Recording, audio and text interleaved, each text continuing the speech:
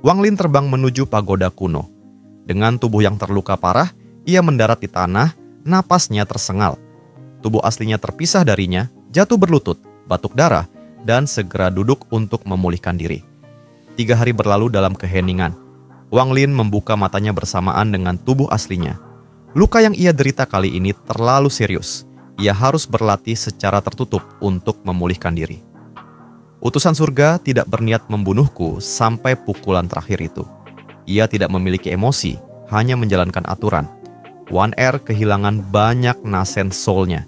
Ia butuh 19 tahun untuk bangkit.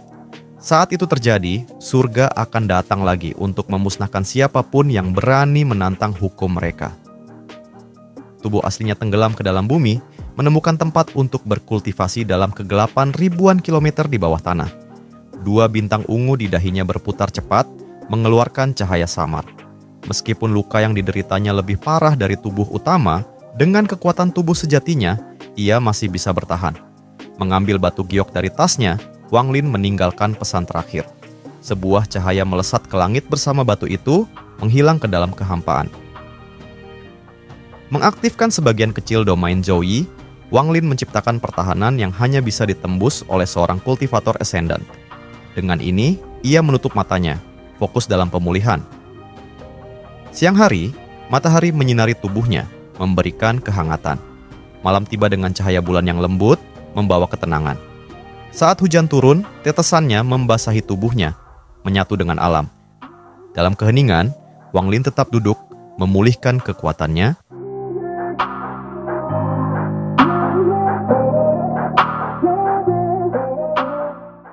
Pada hari bersalju, salju turun perlahan dari langit dan menutupi segalanya. Kemanapun kita memandang, semuanya tertutup warna putih. Bahkan ada manusia salju di sebelah pagoda.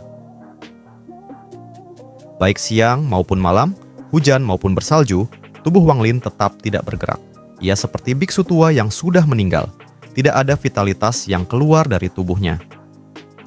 6 bulan setelah pertempuran, musim semi datang lagi. Di rumah Zhou tua di desa Apricot, seorang bayi lahir, namanya Zhou Ru. Bayi perempuan ini lahir menangis seperti bayi lainnya, tetapi tidak seorang pun tahu bahwa tangisannya berbeda dari tangisan bayi normal. Tubuh bayi perempuan itu sangat lemah. Beruntung, Zhou tua dihormati di desa Apricot. Ia juga memiliki sebuah toko, jadi hidupnya lebih baik daripada kebanyakan orang. Ada sebuah gua di gunung yang berjarak 50 km dari desa Apricot. Tian telah berkultivasi di sana selama lebih dari 6 bulan. 6 bulan lalu, Tieyun dan Lu Fei menerima pesan dari Wang Lin yang memerintahkan salah satu dari mereka untuk datang dan menjaga Limoan.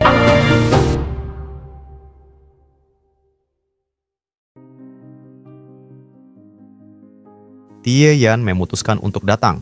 Dengan indera ketuhanan terkunci pada desa, ia menjaga dalam diam, memastikan keselamatan Limoan. Penyembuhan Wang Lin terus berlanjut. Salju di luar pagoda mencair dan meresap ke dalam bumi. Tubuh aslinya, ribuan kilometer di bawah tanah, telah menyelam lebih dalam sebanyak 3 kali selama 6 bulan terakhir. Setiap kali ia tenggelam, ia turun beberapa ribu kilometer lagi. Sekarang, tubuh aslinya telah menempuh 1/5 dari perjalanan menuju inti planet. Pertumbuhan para dewa kuno terjadi dalam pertempuran. Setelah pertarungan yang sengit, tubuh aslinya menunjukkan tanda-tanda terobosan, mendekati tahap transformasi ketiga. 1 tahun berlalu dalam sekejap. Zhou Ru kini berusia 1 tahun. Namun, meski anak-anak seusianya mulai mengeluarkan suara, Zhou Ru tetap diam. Penduduk desa mulai berbisik, menyebarkan rumor bahwa ia bisu. Pada hari itu, 6 orang muncul dari susunan pemindahan di tepi Chu. Salah satunya adalah seorang wanita berkerudung, matanya bersinar seperti bintang meskipun tampak lelah.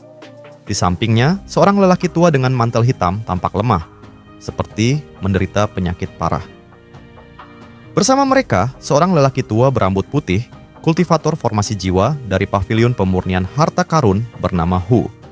3 lainnya adalah Qiu Siping, Xu Luo, dan seorang wanita cantik yang pernah mengirimkan giok ungu.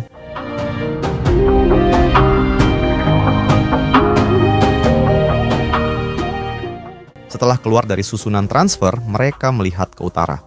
Mereka memilih jalur melalui Chu karena lebih mudah dibandingkan melewati Zhou, meskipun lebih lambat. Qiu Shiping bergabung dengan lelaki tua Hu setelah Wang Lin pergi, berharap suatu hari mencapai tahap pembentukan jiwa. Wanita cantik itu juga memiliki tujuannya sendiri, meyakinkan lelaki tua Hu untuk membantu setelah mengungkap rahasia tertentu. Saat mereka bergerak ke utara, tiba-tiba pilar cahaya melesat ke langit dari pusat Chu, tempat menara surga berada. Bahkan dari kejauhan, cahaya itu tampak sangat besar. Pak tua Hu dan lelaki tua berbaju hitam terkejut. Pilar cahaya itu menandakan kedatangan seorang utusan dari Suzaku, sesuatu yang sangat langka di negara kultivasi tingkat 3 seperti Chu. Sesaat kemudian, naga emas muncul di sekitar pilar, mengitari seorang pemuda berjubah putih yang perlahan melangkah keluar. Raungan naga terdengar jelas hingga ke tempat mereka berdiri. Wanita berkerudung putih itu gemetar, matanya dipenuhi ketakutan. Pria tua di belakangnya segera berdiri di depannya, melindunginya dari pandangan luar. Meski wajahnya tetap tenang, tangannya terkepal erat. Qiu Shiping dan yang lainnya terpaku, menyadari bahwa kedatangan utusan Suzaku akan membawa perubahan besar di Chu. Lelaki tua Hu juga mulai merasakan sesuatu yang tidak beres.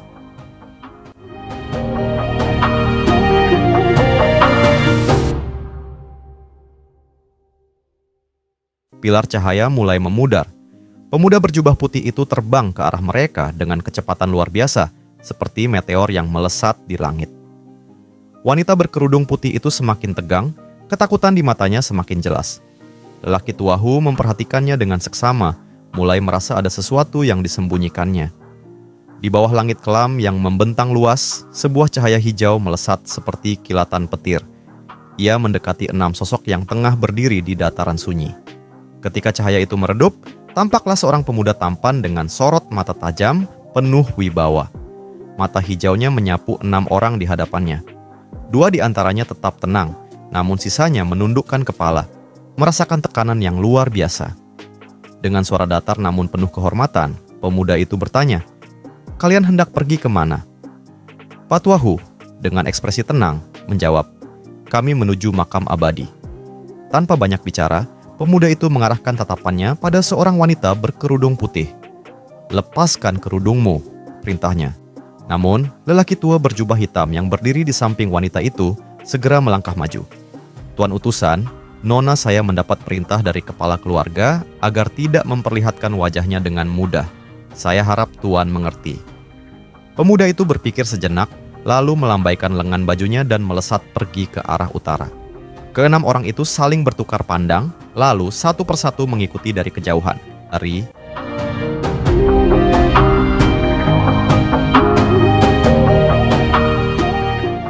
Udara di sekitar lembah tiba-tiba berubah. Pemuda utusan Suzaku yang terbang di depan mereka tiba-tiba terdorong ke belakang sejauh 100 kaki, ekspresi kaget terpampang di wajahnya. Pak tua Hu, yang menyaksikan kejadian itu dari gunung terdekat, memperhatikan sebuah pagoda tua di tengah lembah. Di bawah pagoda itu, duduk sosok yang tampak seperti mumi, kaku, dan tak bernyawa. Utusan Suzaku mencoba beberapa kali untuk mendekati pagoda, tetapi selalu terhalang oleh kekuatan tak kasat mata.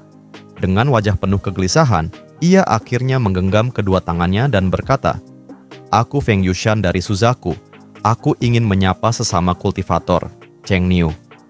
Mendengar nama itu, ekspresi Pak tua Hu berubah serius. Di antara mereka, beberapa orang menahan napas.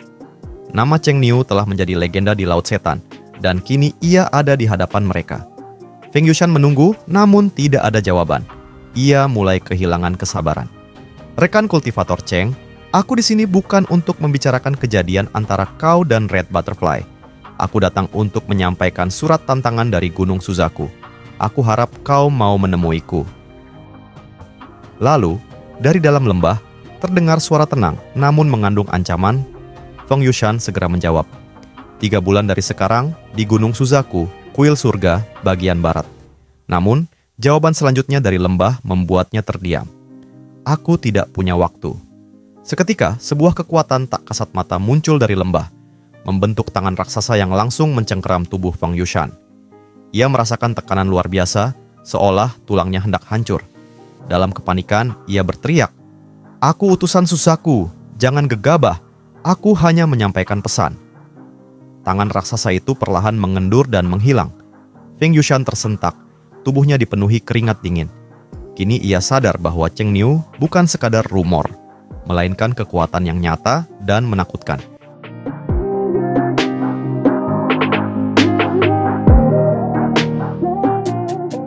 Setelah kepergian Feng Yuxian, suasana kembali hening. Pak Tua Hu, wanita berkerudung putih, dan yang lainnya berjalan memasuki lembah. Di hadapan mereka, tubuh mumi yang semula diam mulai bergerak. Dengan suara gemeretak, matanya perlahan terbuka. Dalam sekejap, kabut putih menyelimuti tubuhnya, dan saat kabut menghilang, berdirilah seorang pria dengan jubah putih bersih. Ia adalah Wang Lin, pria yang selama ini dikenal sebagai Cheng Niu. Dengan gerakan tangan, Wang Lin menciptakan meja batu dan beberapa kursi untuk tamu-tamunya. "Silakan duduk," katanya. Pak Tua Hu menatap Wang Lin dengan senyum pahit. "Aku tidak tahu apakah harus memanggilmu sesama kultivator Wang atau Cheng Niu." Wang Lin menyesap teh di cangkirnya dan tersenyum. Nama hanyalah sebutan belaka, tidak perlu terlalu dipikirkan. Sementara itu, wanita berkerudung putih masih menatap Wang Lin dengan ekspresi rumit. Ia tak menyangka bahwa pria yang kini duduk di hadapannya adalah sosok yang telah menggemparkan seluruh benua kultivasi.